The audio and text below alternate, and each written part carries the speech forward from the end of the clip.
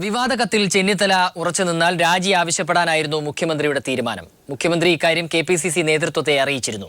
പ്രമുഖ A group നേതാക്കളെയും ഇക്കാര്യം അറിയിച്ചിരുന്നു. കത്തിന്റെ പിതൃത്വം ചെന്നിത്തല ഏറ്റെടുക്കാത്തത് രാജിഭയത്തെ തുടർന്നാണെന്നും വിലയിരുത്തലുണ്ട്. വിശദാംശങ്ങളുമായി KG ദിനകർ ചേരുന്നു. ദിനകർ പറയൂ.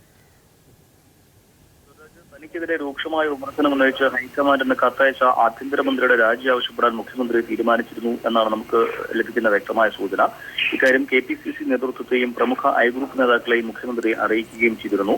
കത്ത് എഴുതിയത് താനല്ല എന്ന ആഭ്യന്തരമന്ത്രി പരസ്യമായ നിലപാട് സ്വീകരിച്ച സാഹചര്യത്തിലാണ് മുഖ്യമന്ത്രി അയഞ്ഞത്. അഴിമതി പ്രതിച്ഛായ തെരഞ്ഞെടുപ്പിൽ തിരിച്ചടിയുണ്ടാക്കിയെന്ന ആഭ്യന്തരമന്ത്രിയുടെ കത്തിലെ വാക്കുകളാണ് രാജി ആവശ്യത്തിലേക്ക് എന്ന നിലപാട് മുഖ്യമന്ത്രി സ്വീകരിച്ചത്. കത്ത് പുറത്തു വന്ന ഉടൻ തന്നെ മുഖ്യമന്ത്രി ഇക്കാര്യം പ്രമുഖ എ ഗ്രൂപ്പ് നേതാക്കളുമായി ചർച്ച ചെയ്യുകയും പിന്നീട് VM സുധീരനെ KPCC അധ്യക്ഷനെ ഇക്കാര്യം അറിയിക്കുകയും ചെയ്തു.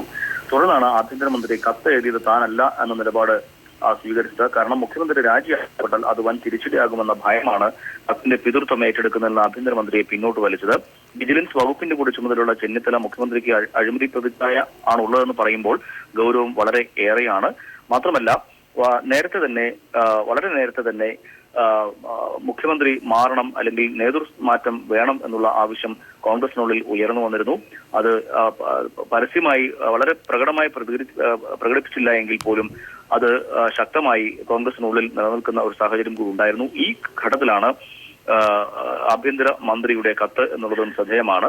ഇത് കോൺഗ്രസിനുള്ളിൽ വലിയ പൊട്ടിത്തെറിയാണ് ഇപ്പോൾ ഉണ്ടാക്കിയിരിക്കുന്നത്. വരും ദിവസങ്ങളിൽ അതിന്റെ അലയൊലികൾ ഉണ്ടാകും എന്നുള്ളതും ഉറപ്പാണ്. സ്വരാജ്.